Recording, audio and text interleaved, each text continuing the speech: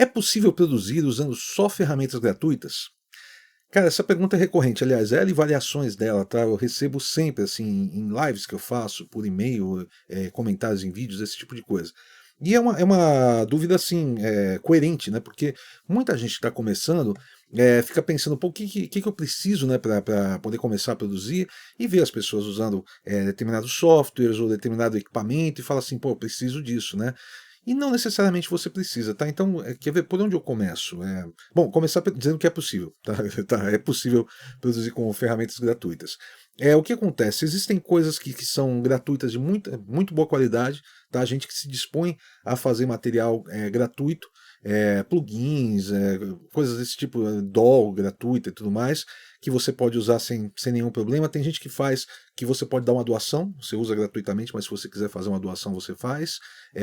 E tem assim, tem até as companhias grandes, que, por exemplo, a Waves, a IK Multimídia, essas coisas, de vez em quando elas lançam algum plugin e elas fazem promoções, deixam por um tempo aqui um plugin disponível, entendeu? Gratuitamente para as pessoas. Então, se você der uma pesquisada na internet, você sempre acha coisa legal, tá? Mas falando dos gratuitos mesmo, ó, vamos começar pelo software. O Reaper, que é o meu software principal, que eu mais uso, não é gratuito exatamente, mas ele não te limita. Você pode usar ele como uma versão de teste por tempo indeterminado e sem nenhuma limitação. A única coisa, quando você abre ele, aparece uma telinha, fica 5 segundos dizendo que é uma versão de teste. Mas ele não te impede de abrir mais canais, né? Porque tem uns softwares que fazem umas versões com menos canais, etc. O Reaper não te impede de ter menos canais, não te impede de renderizar, de instalar plugins de outros fabricantes, nada. É o mesmo software. Se você paga, não muda nada, só tira aquela janelinha dos 5 segundos. Entendeu? Então, é um software que você não paga por ele e funciona muito bem. O Cakewalk, por exemplo, que voltou a ser fabricado, vamos dizer assim, ele além de ser gratuito, ele vem com bastante ferramentas, já vem os instrumentos virtuais e tudo mais. Eu não testei ele porque eu não tenho necessidade, entendeu? Disso aí. Eu estou acostumado com o Reaper e tô bem com ele por enquanto. Mas eu sei que tem essa coisa. Tem versões de outros, assim, né, falando do software, de parte gratuita. Falando de plugins, existem empresas, vamos dizer assim, não são empresas exatamente porque não tem fim lucrativo, entendeu? Mas gente que faz esses plugins e disponibiliza, tá? Você tem simulações de equipamentos analógicos, instrumentos virtuais, muito instrumento virtual, tá? Se você quiser uma bateria para programar, você tem, sei lá, o MT Power Drum Kit, você tem o SSD5, que é ótimo, que é da Slate Digital, que a Slate tem o SSD dele, né, que é o SSD5 completo. E eles têm a versão free dele, que vem limitada, vem com uma bateria só, mas é um sonsaço, cara. E dá para trabalhar muito bem. Você tem de várias companhias, assim, se você entrar no site da IK ou na Native Instruments, você tem muita coisa gratuita que você pode baixar. Há um tempo atrás eu fiz um vídeo da Spitfire também. A Spitfire tem um site com um monte de ferramentas gratuitas. Está falando de instrumento virtual, tem muita coisa legal para se fazer, né? Mas uma coisa que eu acho importante lembrar é que é o seguinte: eu comecei a trabalhar profissionalmente com áudio em 93, né? Faz 30 anos, vai, basicamente.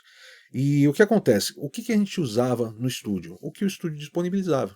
A gente não tinha esse luxo de dizer assim, eu vou usar, vou experimentar nessa voz um LA2A e depois um 1176 e depois um não sei o quê. Não tinha isso. A gente entrava no estúdio, estúdios de pequeno e médio porte, às vezes tinham lá, sei lá, 2 compressores, meia dúzia de compressores para a mix inteira. Entenda o seguinte, hoje em dia com plugin, você compra um plugin, você abre ele em todos os canais. Na época do hardware, você comprava um compressor estéreo, o máximo que você podia fazer é usar 2 canais. Canal esquerdo para o boom, por exemplo, outro para a caixa. Ou então, pegava um estúdio, às vezes, que tinha só um compressor estéreo, eu gravava a bateria, bumbo e caixa eu já comprimia. Aí ia gravar o baixo, já comprimia. Ia gravar a guitarra, já comprimia. Vamos dizer, o que eu queria comprimir, eu já comprimia na tomada.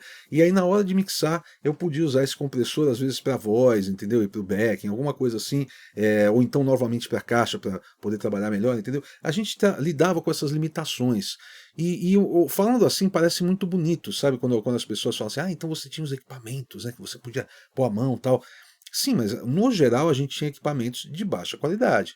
Tá? Entenda assim, o primeiro estúdio que eu trabalhei, a gente tinha uma mesa Tascam, que ela devia custar uns 12 mil dólares, alguma coisa assim. Só que assim, por exemplo, a mesa SSL que foi para o Midas, a 4.000, eu acho que foi US$ 350.000.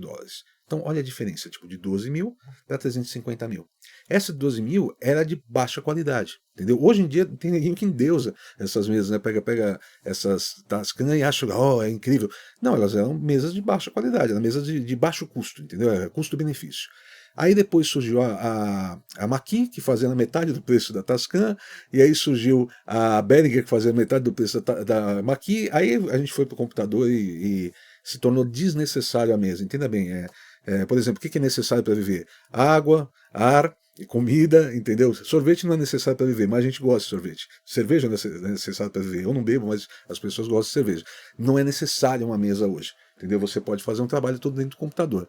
Agora, se você quiser usar uma mesa, você pode. Então a gente lidava com essas limitações. Eu lembro que a primeira mix que eu fiz mais séria em computador foi em 99, que foi uma mix da minha banda. Eu tinha uma banda chamada Monster, uma banda de heavy metal, e eu gravei o trabalho lá no Midas, que eu trabalhava lá na época. Gravei a banda toda lá e levei para casa e mixei. Na época era o Logic, acho que 2.5 ou 3.0, não me lembro se. Eu acho que já estava no 3.0 ou 3.5, alguma coisa assim. Eu usava o Logic, eu consegui passar. Tinha uma plaquinha que chamava ADAT Transfer, que eu conseguia passar do ADAT, que era o sistema de fita, para dentro do computador. Então eu passava de 8 em 8 canais, tudo sincronizadinho e tal, abria no meu software e eu podia mixar. Como era eu lembro a configuração do computador, era um Pentium 3 500 com 256 MB de RAM e 2 HDs de 8 GB, entendeu? Então, quer dizer, é ridículo, né, para o padrão de hoje. É uma coisa, assim, pô, os pendrives de hoje tem muito mais que 256 MB, é um negócio surreal. Você pega pendrive de 10 GB, sabe, essas coisas assim, ou mais. Enfim, tô desatualizado com pendrives. Mas para entender o seguinte, nesse caso, o que eu fazia? Eu tinha que mixar a bateria para depois mixar o restante da base. Eu abria, por exemplo, a bateria, um baixo e duas guitarras, só para ter uma ideia desse baixo e as guitarras juntos, desligava, copiava essa bateria, abria numa outra sessão a bateria já mixada e o restante, porque senão não conseguia rodar dentro da máquina a quantidade de canais, não conseguia rodar, por exemplo, 40 canais dentro da máquina, porque era limitado, entendeu? E a gente fazia com aquilo. E assim, como é que eu vejo a coisa até hoje, sinceramente? Eu preciso de um equalizador para equalizar. Qual equalizador? Tanto faz. Eu não me preocupo com a marca dele, se sem hardware, se é isso, se é aquilo. Claro, se eu vou no estúdio que tem um leque de opções e eu tiver no clima de testar, eu vou testar as coisas e vou escolher alguma coisa assim. Mas até hoje, por exemplo, quando eu vou fazer uma mixagem, o meu plugin de equalização básico é o básico da DAW que eu estou usando. Se eu estou fazendo no Reaper, é o ReEQ. Se eu estou fazendo no Pro Tools, é o equalizador nativo do Pro Tools, entendeu? Eu vou para ele, porque eu preciso de um equalizador onde eu posso equalizar. É basicamente isso. Ah, mas tem o timbre, o tipo de abertura desse equalizador de um jeito, de outro, de outro. Sim, mas a minha cabeça é muito mais simples do que isso. Entendeu? Eu penso de uma forma muito mais objetiva. Eu gravo o melhor possível e depois eu vou usar aquilo para acertar detalhes. Então qualquer equalizador vai. E na boa, qualquer compressor, qualquer reverb vai. Entendeu? Assim, no fundo, se você souber o que você está fazendo, você consegue resolver com qualquer ferramenta. Entendeu? Esse é o ponto principal. Ferramentas boas te melhoram a qualidade final e te facilitam a vida. Tá? Mas na mão de quem não tem conhecimento, não resolve nada. Você tem que ter aliado a ferramenta boa ao conhecimento. Se for para escolher entre os dois, escolha o conhecimento. Porque o cara que tem o conhecimento, mesmo na situação adversa, ele dá um jeito e faz. Entendeu? Eu lembro de uma coisa falando do Will Lee, o Will Lee que é um baixista americano, né, que tocava no Tonight Show e tudo mais, que ele foi para um estúdio para fazer um acerto, né, de uma grana que ele tinha gravado umas coisas e precisava pegar a grana e tal, e falou, meu, tem uma música que precisa gravar o baixo. Ele falou, mas tô sem meu baixo. Ah, tem um baixo aqui.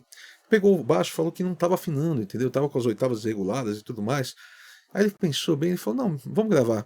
E disse que ele dava microbends nas cordas para estar na tonalidade certa, e ele gravou a música assim e pegou o cachê e foi embora, entendeu? Então assim, se ele fosse o tipo de cara, não, eu só gravo com meu baixo, etc, ele tinha perdido esse cachê, entendeu? A gente quando trabalha profissionalmente, a gente não escolhe muito não, a gente faz, né? E eu penso muito dessa forma. E o que acontece? Pensando nisso, faz muito tempo que as pessoas falam para mim, pô, faz um workshop só com plugin nativo do Reaper, entendeu? Ah, faz uma coisa usando só os plugins nativos e tal.